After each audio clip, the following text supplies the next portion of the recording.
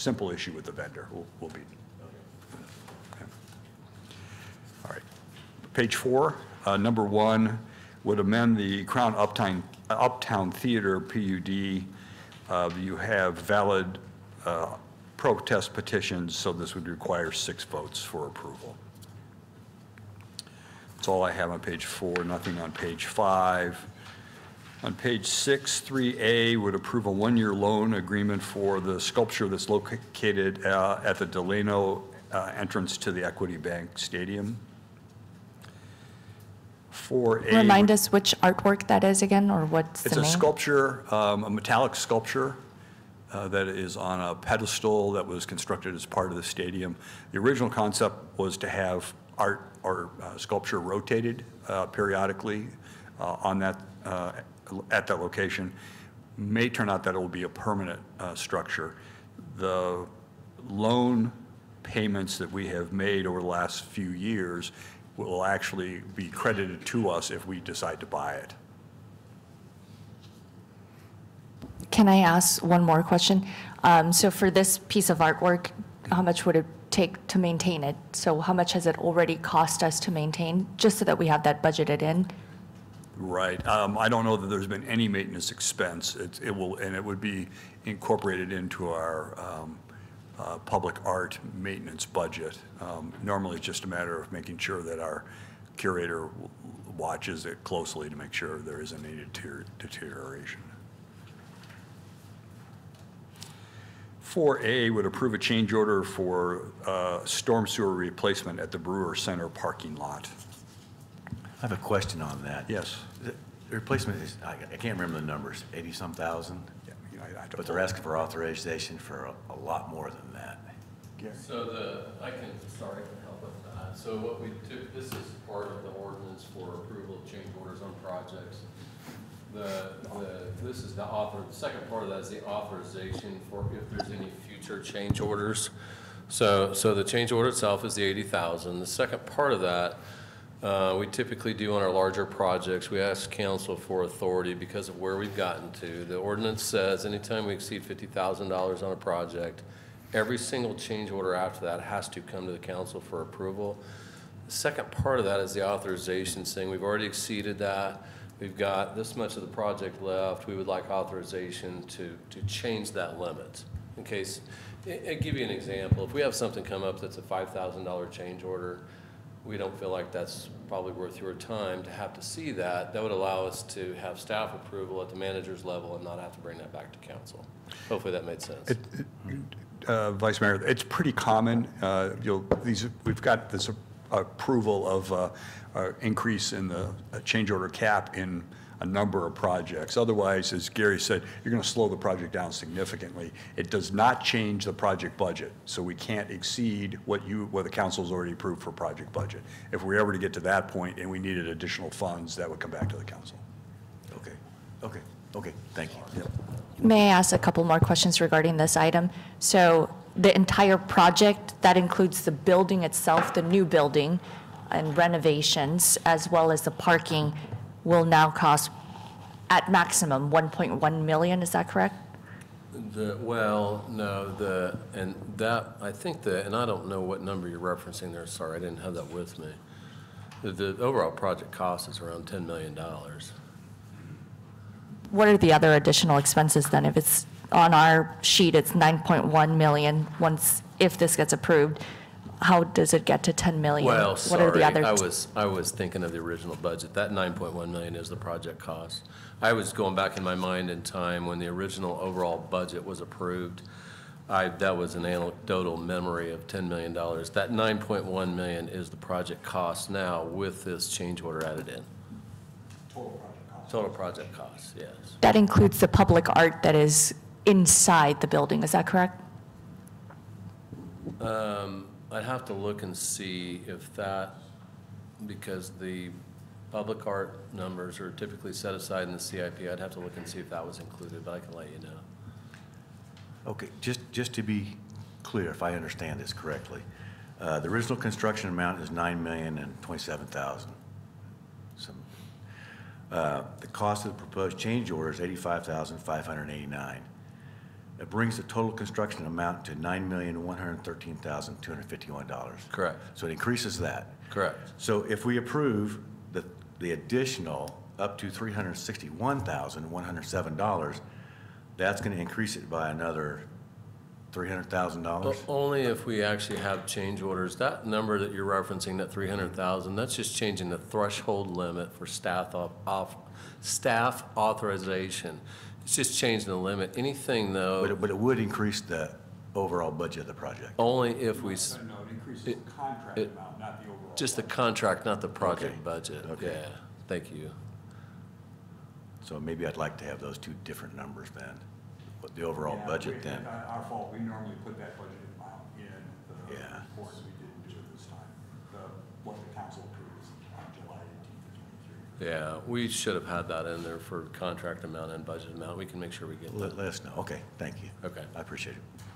If that can be sent to all council members, that would be helpful. What was it, July 18th, 2023? Yes, July 18th.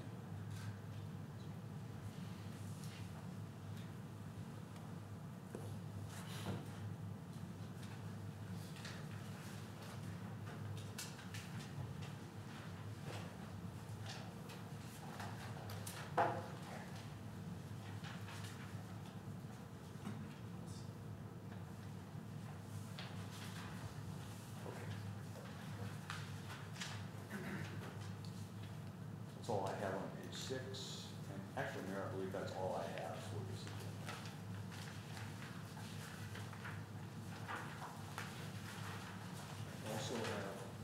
Excuse me. I also have a preview for the February 11th council meeting.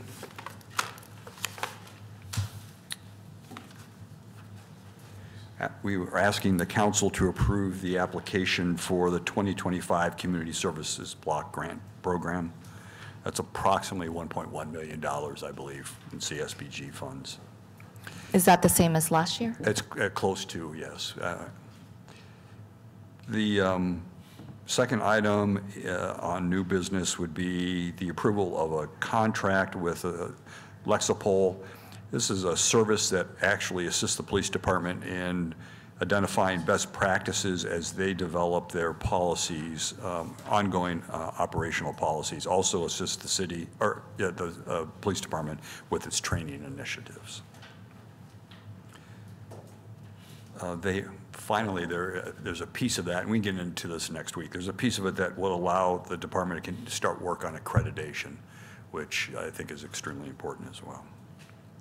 Number 3 would approve some additional equipment to coordinate efforts in the real-time information center. Is that grant funded as well, or is that coming out of? I believe a majority of it is grant funded. Yeah, the RTIC agreement is grant funded and was bid through an RFP process. Okay, thank you. Also asking for approval to apply for a grant to address drainage issues in the Murdoch corridor from Broadway to Lorraine. And then really back at the end, page 7 of the preliminary draft, asking for approval to apply for Kansas Arts Commission grants for Cowtown and City Arts.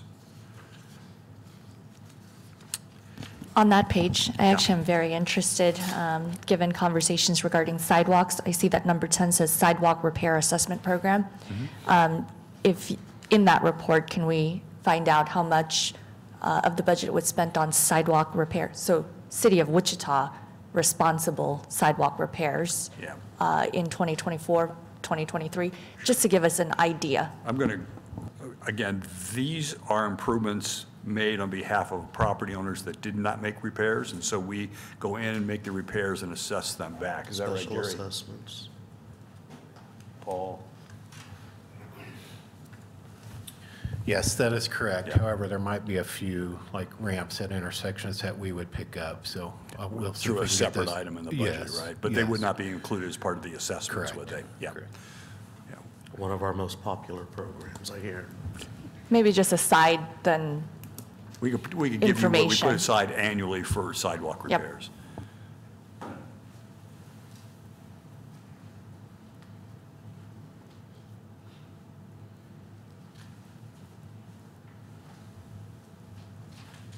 Okay. And then we had one item I was going to highlight at the end on airport. Number 18 is a lease agreement for farming property around Jabara. We solicit proposals periodically for the use of that land. Mayor, that's all I have. Now, I do believe we have Marley with us as well. Thank you. Hi, Marley.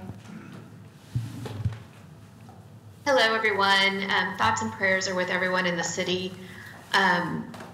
With the accelerated schedule at the legislature, there will be lots and lots of hearings in the next few weeks. The Kansas Bankers Association bill, the local deposit bill, will be heard on Monday. There's a lot of other cities weighing in.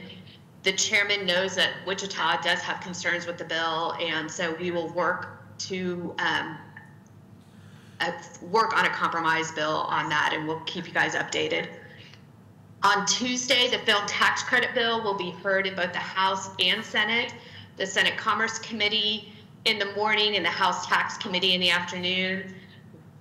It's my understanding that Wichita will be providing some comments in support of the film tax credit. The Passenger Rail Revolving Fund bill will be heard on Thursday. House Bill 2088 is a fast-track building permits bill. Wichita did provide comments to the committee with concerns about this process. Wichita Police Department did submit testimony on a pole cam bill. The Star Bond Sales Tax Replacement Fund bill has been introduced and will be in bill form in the next few days. And then finally, House Bill 2024 is a tax credit for firefighters for cancer screenings. Councilwoman Tuttle provided comments in support, and we provided follow-up information to the committee on that. And there is no indication when the bill will be worked by the committee, but it did receive very favorable comments during the hearing. And with that, Jim will send out a full report to everybody. And if you have questions, please let me know. Thank you, Marley. Any questions, council members? Council members Tuttle or Glasscock? No, not at this time. Thank you. All right. Well, thank you very much. Thanks, Marley, for that update. Thank you, City Manager, for the agenda review. I see no specific questions. Are there any comments from council members? I'd just like to start out and say I'm proud of our city. I'm proud of our government and my colleagues for the way we've dealt over the last couple of days. The list will be coming out at some point, and we will need to rally together as a community towards all of those who have lost anybody that they cherish and care about. So keep up the good work, Wichita. And Councilmember Tuttle, make sure you get some rest. This is your body telling you that you do too much already, so sometimes you get a little bit of a awakening there. So make sure you rest up because we sure need you here. That's all I have. Thank you. Thank you. I'd also like to echo Councilman Hoheisel's sentiments. Talked to get a lot of reporters from a lot of different cities in here, and I think they were maybe surprised or pleasantly surprised about the community here. So I think they realized that we have a great community, a community that comes together, and I told them we were like that before, but especially now. So, second thing is we have our District Advisory Board meeting on Monday at Wichita Waterworks at 6 p.m. The hot topic will be golf carts, and encourage people to come out, especially District 5, give us their opinions, their thoughts, either way, and we'd like to know that. We'll have some experts there, both from the police department and from legal, to answer any questions. So I'd like to encourage him to come out and do that. Can you remind us again the location, the date, so that folks know? It'll be this coming Monday at 6 p.m., Wichita Waterworks Administrative Building, which is directly north of Sedgwick County Zoo. I'm sending all my people to that meeting, just so you know. The record's 111 on a zoning case, so I don't think we'll get there, but I think we'll have a good crowd. Well, thank you very much, council members and vice mayor. I do just want to reiterate some important information since our last full public conference. There is work being done right now by Sedgwick County and multiple partners, ComCare, Mental Health America, Red Cross, all gathering together to provide a one-pager that would provide some mental health resources for individuals in our community who are affected by the tragedy. But I do want to reiterate that there is a national number that then directly gets filtered to the local level when individuals need help with mental health services, whether it's suicide prevention or mental health and wellness. Call 988. Again, 988, and you will have someone that can answer from your local side.